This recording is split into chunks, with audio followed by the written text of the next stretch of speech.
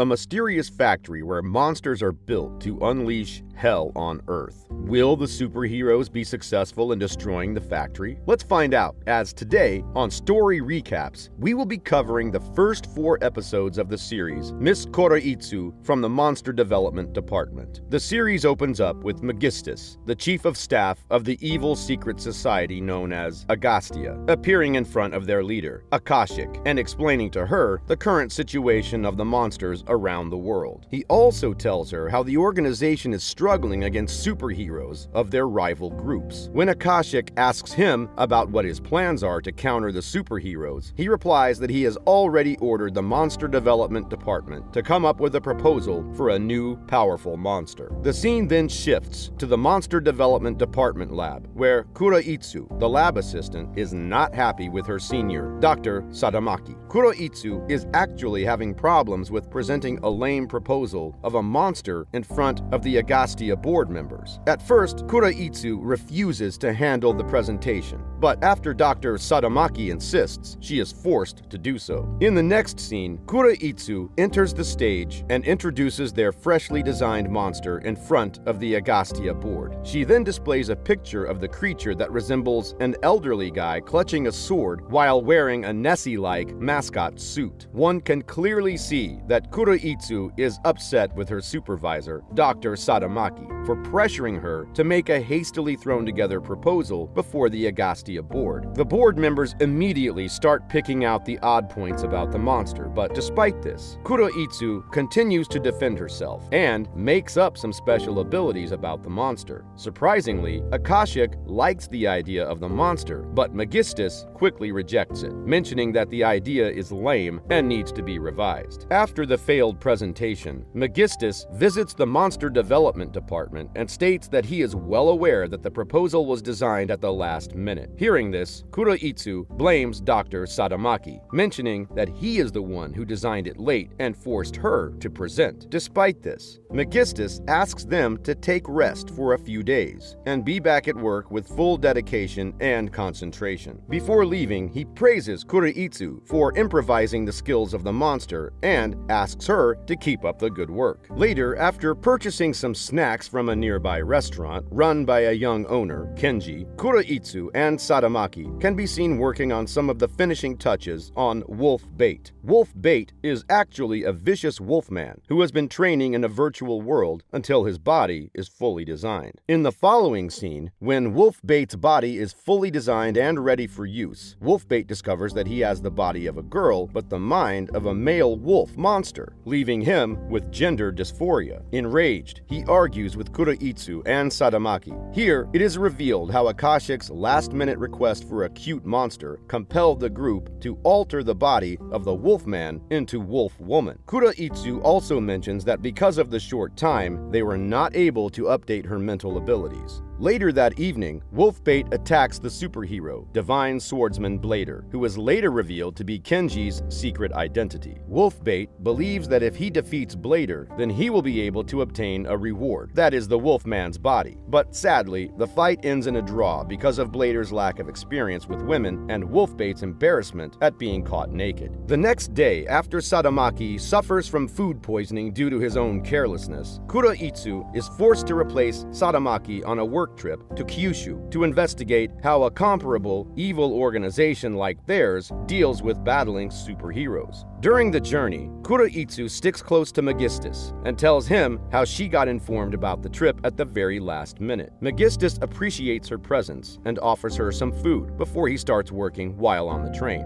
Kuroitsu is in awe of Megistus's ability to compartmentalize his brain so that he may work well for the business, evaluate the numerous items created by Agastia's affiliates, and relax at the same time. Megistus's brain is actually divided into 4 compartments, because of which he is able to do 4 parallel tasks in a single go. Kuroitsu feels awkward taking a rest while she can clearly see Megistus working beside her. After the train journey, the two of them arrive at a hotel in Kyushu. As Megistus has booked only one room for himself and Sadamaki, he now has a problem sharing the room with Kuroitsu. So, out of consideration as Kuroitsu is a girl, Megistus offers Kuroitsu his hotel room and stays the night at a neighboring hostel, sleeping on the floor surrounded by the people. The scene then shifts back to Agastia's headquarters, where Bait can be seen arguing with Sadamaki and Kuroitsu for providing him with the body of a wolfman. Though Bait continues to detest the adorable wolf girl body they provided him, he is now forced to work officially as the new member of the Monster Development Department. Kuroitsu mentions that because of the lack of assistance in the department, they have successfully hired Bait as one of their new members. She also tells Bait that she will take good care of her junior and will help her in every task assigned to her. Meanwhile, Sadamaki approaches Kuroitsu and Bait and introduces them to the most recent monster suggested by the department. He presents the designs of the Cannon Thunderbird, a huge, mecha-like bird monster with railguns and thunderstrike capabilities. However, because of the extensive usage of mechanical components in Cannon Thunderbird, the team is compelled to work in concert with other Agastia departments, as well as the whims of its commander, Akashic. The Monster Development Committee-designed Cannon Thunderbird undergoes several iterations throughout various departments of the Agastia. As a result, it turns out to be a huge talking bird with a straightforward visor and headband. The whole Agastia members become proud of their hard work and even celebrate the completion of the manufacturing process of Cannon Thunderbird within the submission deadline. To their bad luck, Blader easily defeats Cannon Thunderbird in their first encounter, leaving Blader to question why Agastia didn't turn the creature into a massive mech that was armed heavily. The following scene opens with an introduction of a new monster, Hydra, containing a Hydra above its head. Blader effortlessly defeats Kuroitsu's Hydra-containing monster. Later that evening, Kenji questions himself if he would be able to support himself by juggling his part-time work and becoming a blader. In the meantime, Kuroitsu visits Kenji's restaurant and orders some food for herself and for her department members. During their conversation, Kuroitsu mentions her hectic work schedule but does not tell Kenji about her work. After hearing Kuroitsu's misery, Kenji suggests she never compromise on her work and keep trying hard to make the outcome better. Listening to these motivational words, Kuroitsu rushes back to her office and immediately prepares a new design of the Hydra monster, adding 2 more heads to it. Unfortunately, the outcome is the same as the newly upgraded Hydra again loses to Blader. The next day, when Kuroitsu visits Kenji's restaurant, she can be seen carrying numerous bags of documents related to the study of the new monster. Unfortunately, when she steps inside, she tumbles and spills all of her documents. Kenji then helps her recollect the documents and inquires why she is carrying the heavy documents on her own. Kuroitsu replies that she just wants to find the solution to her office problem and help more people through her hard work. This accidentally prompts Kenji to recall the reason he decided to become a blader in the first place.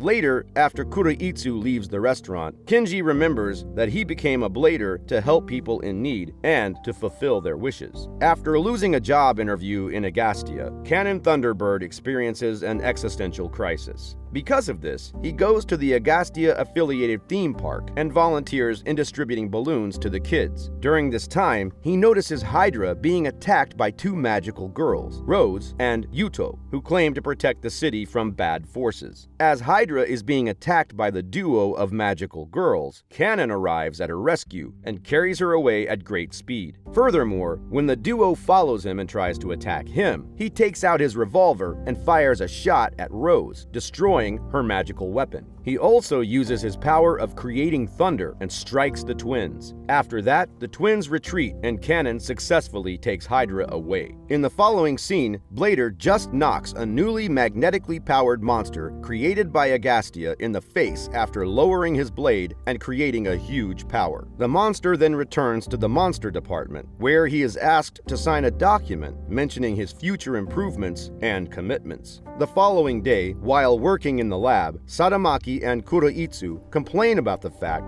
that they do not have enough materials and technology to build a monster that they actually design, with full powers and cruelty. At the same time, Immortal Kamula, an Agastia executive, approaches the Monster Development Department and intends to conduct an audit of their recent performance. Kamula then starts finding faults in the Monster Development Department's work quality and accuses them of just passing away their time rather than working hard. After hearing Hearing all this, Kuroitsu finds Kamula is made up of different cells and requests Kamula to provide them with some of her pluripotent cells for the research purpose of creating a new monster. But to their bad luck, Kamula refuses to provide them with any of her cells and rather asks Kuroitsu to fight her and get what she wants. Kuroitsu tries her best to fight Kamela and also asks Bait for help, but to no success. Kamela defeats them with ease and threatens them to make some improvements in the monster development program before her next inspection. The next day,